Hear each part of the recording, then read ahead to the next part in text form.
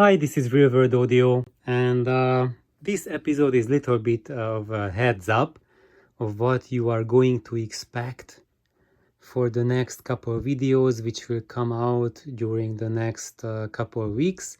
And I have lots and lots of exciting things to come, and now I'm giving you a sneak preview of these things.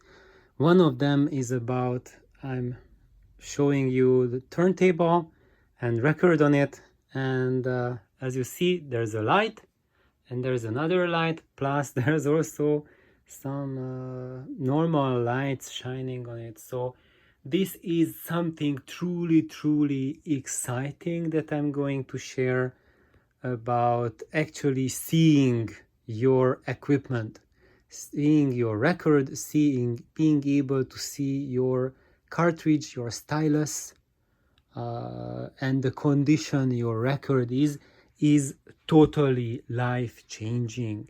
So this is something that has just happened to me last week. There is this certain white light. I think some of you might already know what kind of light that is. I'm not going to mention it now. You can guess it and post it in the comments. And this is I would say easily the best audio accessory I've run across in the past years.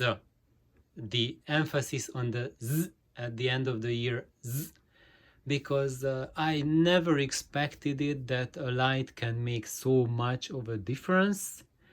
But I can easily say that as far as turntable convenience goes, it is a total game changer. And some people might say, "Ooh, it's just too expensive paying that much for a light," while you can get an IKEA light for much less than it. But I can tell you, there's a tremendous difference between the IKEA light and this absolutely fantastic light. And I'm going to share how this light has found me.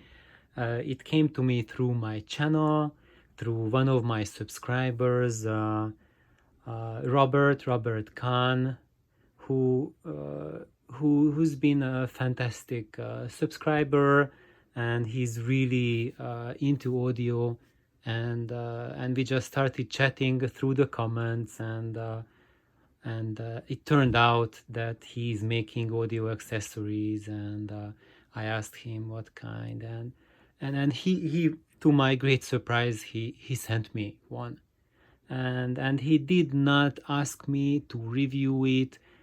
He didn't ask me for any favors in return. He just sent it to me as a thanks for me sharing all this information with you, with all of you, with him.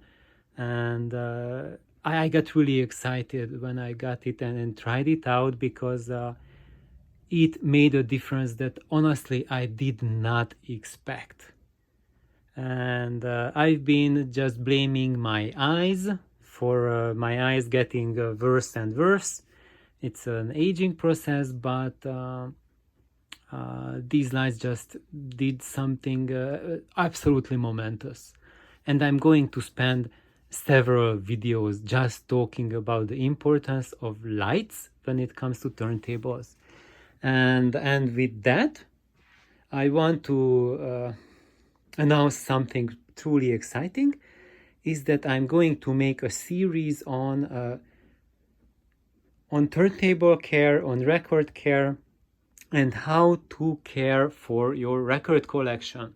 So if you have a record collection with multiple records, maybe hundreds or maybe thousands, or maybe 10,000 or more records, then how can you go about building it first, then organizing it, and keeping a good care of it? What sort of marking system did I develop? What sort of labeling and organizing system? And I think that's something that maybe you can find information on online, but there's I don't know of any comprehensive source that will tell you about all the relevant details that are very, very useful if you are into vinyl and you take your records seriously. And honestly, I will be giving you my advice on actively collecting my record collection for over 20 years, not just collecting but playing as well, and what were the tips and tricks that I picked up during these 20 years on how to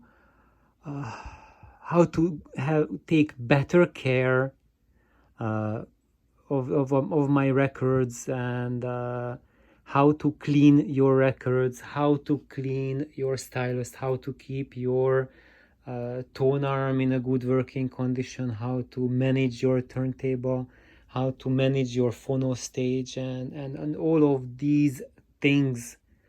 So I think that will be quite a bit of a thing that will be coming out.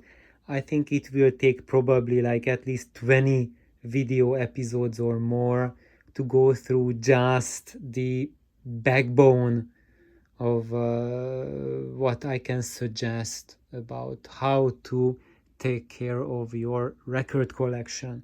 And for those of you who are seriously into vinyl, you will find that, as they say, dope, absolutely dope. Now, let's have another look at something else that I'm also going to share with you. It's this thing. Everyone, well, not everyone, but I have received a lot of requests on audio source knowledge, on source material, on source books, what to read, what to study, for those of you who want to get into audio more deeply and want to just familiarize yourself with the literature. What is it that I can recommend to you? I could recommend loads of books. Maybe if my house was not in a state of renovation and I could get to my audiobook collection, I would show you really, well, some would say extensive audiobook library. I would call it a modest library, but probably would say like you haven't seen so many books on tube audio in one place. But I can tell you that yes, there are people who have at least as many books. It's enough if you look at a video of Peter Quatroop's office. He has more books on audio, on vacuum tubes than I do have. So there we go. But if you look at that video when he gives the tour of Audionauts factory, then you will find this book on his bookshelf. And I can tell you that this is also called the Langford Smith. It's being referred to as that, or the Radiotron Designer's Handbook. It's Langford Smith because he was the author, and this is the 4th edition. That's the legendary one. You can go for the 3rd as well, but the 4th has more in it.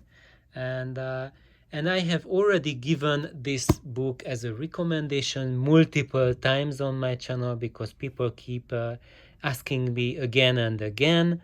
And I give this recommendation again and again because I don't expect everyone to just being randomly checking back automatically to those videos where I have already recommended it.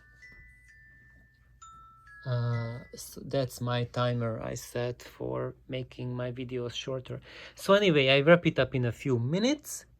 But what the groundbreaking thing will be is I'm going to make a series of videos on how to use this manual, because it is available in a PDF online. Everyone has access to it if you have a computer, of course. But the problem starts that when you open the PDF and you find that it's over 1,400 pages long. And if you start reading it, good luck to you. That's all I can say. and because of that, I will go through this book and just add some notations to the chapters, on just as a help how to navigate this book so that it will make sense to you. And yeah, because this is not the basics, this is the vacuum tube Bible, okay? And it's not just vacuum tube, but audio Bible. So there's everything in it that that pertains to a stereo system, as far as pre-digital and pre-solid state era. Maybe it has transistor information. I don't know. I think it doesn't. But vacuum tubes, turntables, radios, loudspeakers, transformer making. If you want to wind your transformers, this has everything basically in it as well. So this will be also like a major, huge series coming. Other than that, my Mirages came home. You remember these loudspeakers, the Mirage 760s that I have rebuilt their crossovers, and they've been with my buddy, I think, for about a year or so. So that's why you haven't seen them for a while. I used to have them here set up next to my Altex, and I got them back, and I already have the parts for the next round of crossover rebuild. So I'm going to do that, and when, I have no idea, because life has been catching up with me. Maybe you have noticed that during the past months I've been putting out 2-3 videos every day, but the past 2 weeks, wow, that trend drastically changed, and I haven't been able to upload or make any videos in the past couple of days, and I barely have any time to check the comments either. And this season is going to be pretty rough in that aspect. I will be able to make only a fraction of the videos that I would love to. Life has been super duper busy with me. And for those of you who already know me a little bit better, maybe you could ask Craig. He can tell you that if you want to talk to me, it's harder to reach me than to reach the president, and it's no joke. And when I told him one of my videos that I'm making these videos not in my free time, because I do not have such a thing, no such concept as free time. I'm making these come out of my sleeping time, and to be honest, I've been really abusing my sleeping time, and it's really catching up with me. So now I have to catch up with my sleep time, but I'm preaching to the choir now, because even this video is coming out of my sleep time, but I'm cutting it short right now because I still have to download, process, and upload, and do all the tricks so that you'll be able to see this video tomorrow morning. So we will continue, and there's loads of more things coming. I've also been working on the Darling amplifier parts list and posting schematics. Those are partially already uploaded on my blog. So if you know how to reach my blog, you can already go through it. I'm not finished with them yet, that's why I'm not posting the link for it, but you already know how to find my blog.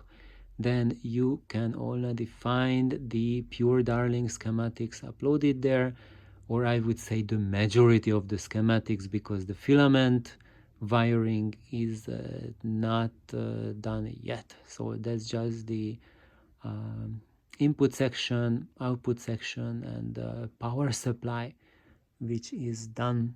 So thank you everyone for tuning in. Have a wonderful day, and there's loads of amazing things to come. Bye bye.